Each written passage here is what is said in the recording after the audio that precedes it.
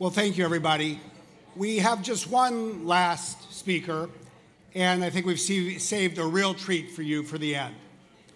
Our last speaker was one of 669 children who escaped the Holocaust. The Holocaust. He left on a train from Prague that was organized by the British stockbroker Sir Nicholas Winton. Lord Dubs later said he owed his life to Sir Winton and the Kindertransport. All the other Jewish people Lord Dubs' family knew who stayed in Prague went to concentration camps. The majority did not survive.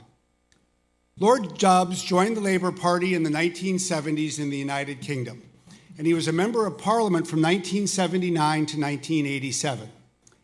He was the director of the United Kingdom's Refugee Council from 1988 to 1995, and he was appointed to the House of Lords as a Labour peer in 1994. Just 2 years ago, in 2016, Lord Dubs proposed an amendment to an immigration bill, the Dubs Amendment. It required the United Kingdom's government to act as soon as possible to relocate and support 3,000 unaccompanied refugee children from other countries in Europe. As Lord Dubs said himself, "I was given the warm welcome in Britain years ago, and we should still be offering this to child refugees." Lord Dubs is a living example of all that we as kind and our supporters work to achieve on behalf of the children we serve. We're honored to have him here with us tonight. Please give him a warm welcome.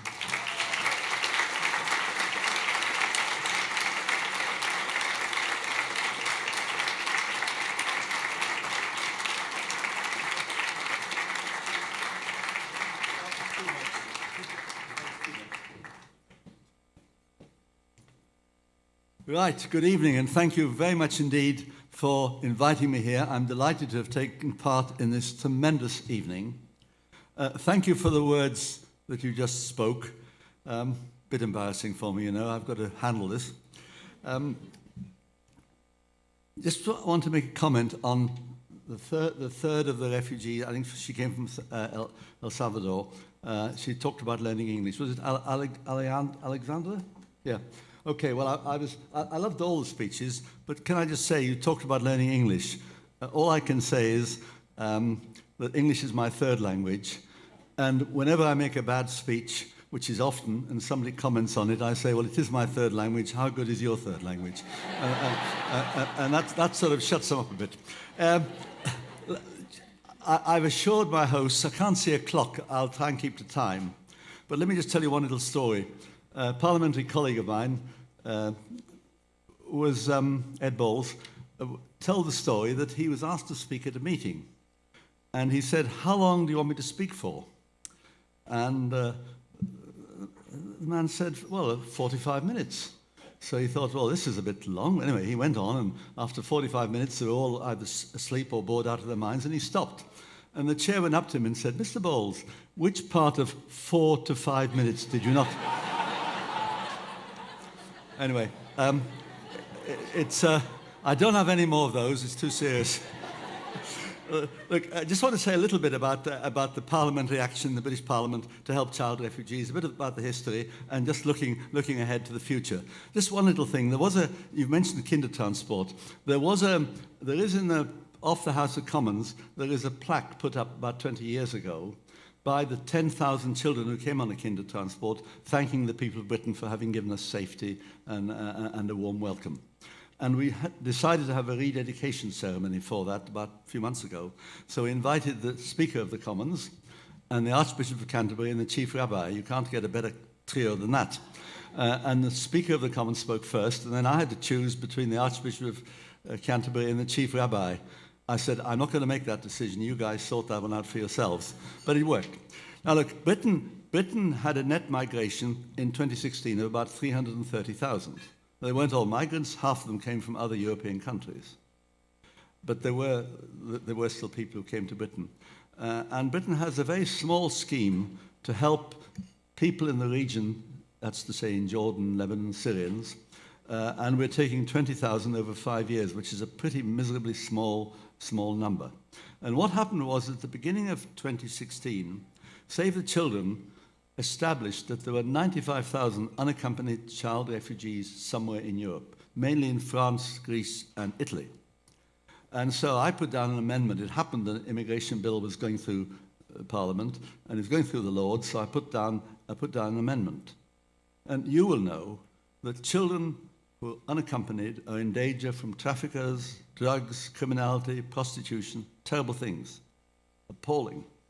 And indeed, Interpol discovered or established that 10,000 children of the 95 had actually disappeared. You know, if in our towns and villages one child disappears, there's a hunt. You can't let a child just disappear. And yet 10,000 had disappeared in Europe. So I put down the amendment, and then Theresa May was then the Home Secretary. I don't really know her. Well, I met her once. Nicky Winton, my hero, lived in Maidenhead in her constituency. And I went to one of his many birthday parties. He was about 102 at the time, and Theresa May appeared. But I hadn't, well, you know, a politician in a constituency where there's a 102nd birthday party will tend to go along for the media, wouldn't they? So she did. Anyway, so she then, the amendment came along, and she then summoned me to a meeting with her, just one-to-one. So I went along, and she said, "Will you please withdraw the amendment?" No, there wasn't a please. Will you withdraw the amendment? And I said, "But why?" And she said, "Well, if these children come, then more will follow." So I said, "Just a minute. Are you saying that we should do nothing about children who are sleeping in the streets, sleeping in danger in various European countries? We should say nothing to help them at all? I can't do that. I'm sorry. I'm just too committed." Anyway, in British Parliament, amendments go backwards and forwards a few times. And on the first go from the Lords to the Commons, my friends in the Commons said, "Look, just sit in the gallery and look at the Conservatives," because we weren't sure about some of them, many of them. And they said to me, "Just look there and give them the eye." Well, I don't know how to give people the eye. At least not that sort of eye. Anyway, it didn't quite work. Well, it didn't. This is very serious, all this. It didn't quite work. And so the government just scraped through, and I gave some of them a dirty look, and you could see they were hesitating, and they looked a bit embarrassed and so on. Anyway, it then went back to the Lords and passed by a bigger majority. And then something very interesting happened. This process got some publicity, and to my delight, I would argue that public opinion began to kick in. Public opinion woke up to the fact that there was an argument going on and that Britain should take some child refugees. I never argued we should take them all from Europe. I said we should take our share. And 3,000 wasn't actually our share. We should have taken more, but that was another thing. So public opinion woke up, and it was very exciting and gratifying that in local areas, refugee support groups were being set up to welcome refugees. It just happened all over the country, not everywhere, but in many places. And that was pretty exciting. So the next thing that happened was the Home Secretary asked me to go and see her again. And she said, "We propose to accept your amendment." And that was good, because otherwise the government would have lost, because we had more support the second time in the Commons, and the government would have been defeated. So the government conceded. Now, all along, we made sure this was not a party political issue that was the property of one party. We made quite sure that it went across the board, and we deliberately went out of our way to get some Conservative MPs to support us, and that number would have increased under pressure of public opinion. So that looked pretty good. Now, I should say the media took up my background. I'd never talked about it, but the media took up my background, and it wasn't something that I particularly wanted to talk about, but it got in the public domain. And I had to say that although I was more emotionally involved with arguments about child refugees, the humanitarian case for child refugees should not depend upon the background of the person putting forward the amendment. There was a much stronger argument than that. But I would be naive if I pretended other than to say the fact that I came to Britain as an unaccompanied child refugee made it harder for the government politically to knock me down. Because they could hardly say, "We don't want any unaccompanied child refugees." I'd have said, "You don't want me?" And so politically it was useful whoops, time. Politically, it was useful. Anyway, just a quick word about the journey. I remember leaving Prague. I remember before I left Prague, we had to tear a picture of President Beneš out of our school books and stick in a picture of Hitler and all that sort of stuff, and a long journey. And that took me to Britain, and then eventually I became a local councillor, and then I got in the House of Commons, and then I lost my seat, and now I was put in the House of Lords. Well, look, it's the House of Lords in Britain. I'm going to digress beyond time and beyond. The House of Lords in Britain is it's to show there is political life after death. Now you may have it in a different place here, but it's helpful. At any rate, there. And look, I think the House of Lords should be elected. I think we should be elected and all that sort of stuff, and we shouldn't have titles. But anyway, that's not for tonight. So I'm trying to be ever so serious. Let me explain quite seriously that there are two legal ways in which children from Europe can get to Britain. One is the amendment I moved, and secondly, the Europe-wide treaty called Dublin III for short. And that says that any child in one EU country has the right to join family in another EU country. So a Syrian boy in France would have the right to join, say, an uncle in Stockholm. And that was the basis on which we argued, both for my amendment, where the children had no relatives in Britain, and Dublin III. In the meantime, I visited the jungle in France twice, and then the area where the jungle was when it was moved. I went to camps in Greece, and it was pretty shocking, and I just don't have time to go into it very much. But one of the things that came out very clearly, talking to some Afghan boys in the jungle in Calais, was they said at that point, nobody had told them what their rights were in law, whether they could claim asylum. Nobody said anything to them at all. The only people who were talking to them were the people traffickers, who, of course, wanted them to come to Britain because they'd get the money for getting them across the channel, which then some of them proceeded to do. So that was the situation in those. And one thing that shocked me when I went to the jungle the first time, the French authorities had cleared part of the camp a year or two before they cleared the whole camp. And in the little shopping street in the middle of the jungle, there was a resilience on the part of the people there, even in those awful conditions. There were displays of tear gas and rubber bullets. And I said, what are they for?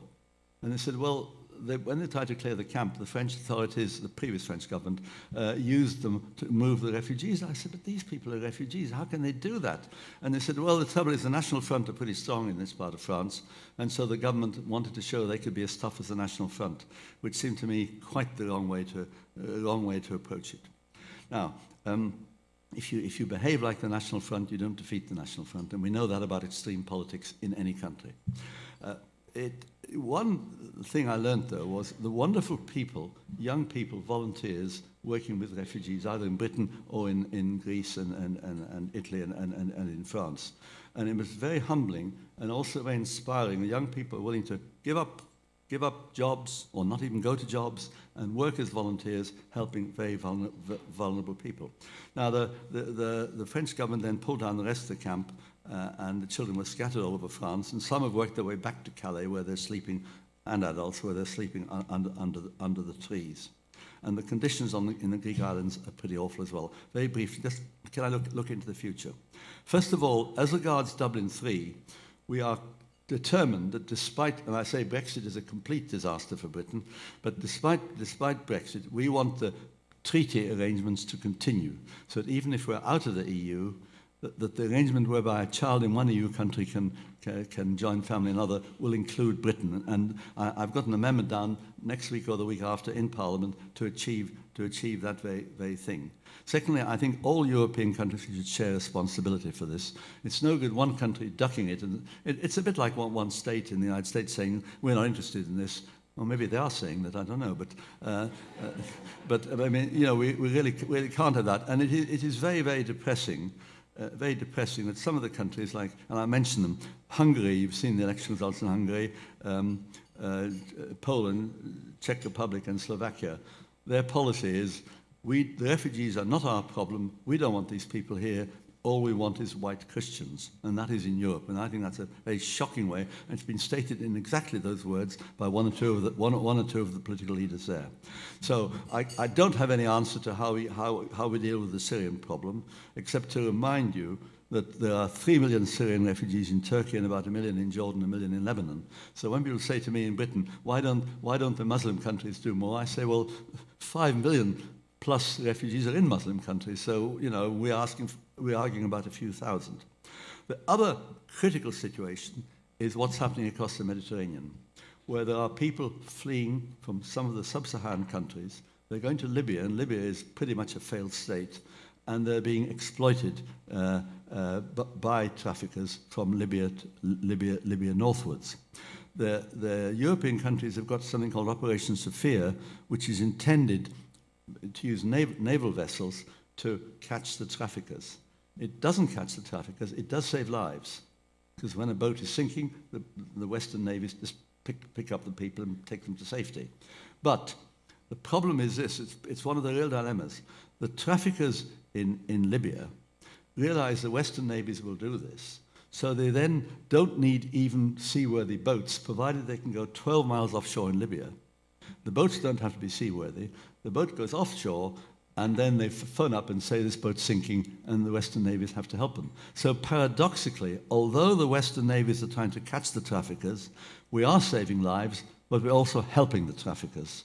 Except that the traffickers now are earning money by treating some of these people in slave conditions in Libya before they even set off across the sea. It is a real difficulty. Let me finish with just 2 or 3 quick things. We have to note the effect on the politics of the various European countries. I've talked about Hungary, Poland, and so on, but there's also been a knock-on effect in terms of the Italian elections recently, in terms of the success relatively of the National Front in France, the elections in Austria, the elections in Germany, and indeed the Brexit result in Britain, all of which have been influenced to a greater or lesser extent by the political argument about migrants and refugees, and that is pretty shabby. I think we must try and keep public opinion on our side, because if we don't do that, then we can't win these arguments. And we have to be absolutely resolute. And it's very depressing for me as a politician to say that politics has made a complete mess of this. And what we need in Europe, certainly, is a Europe-wide policy on refugees and asylum seekers, common rules determining status, so that people can't play off one country against another or be tempted to go from one country to another. Play off is not the right word. But people know where they are, and there are proper, fair rules. Let me finish by saying this. I was talking to a young Syrian who'd actually come illegally across the channel, but he was okay in Britain. He was standing outside the Palace of Westminster, and we're chatting about it, his background and so on. And then he pointed to Parliament, and he said, "Do you know what I want to do in life?" I said, "No, you tell me." "I want to become a member of Parliament." And I said, "That's a great idea. Just you meet a few politicians first." Thank you.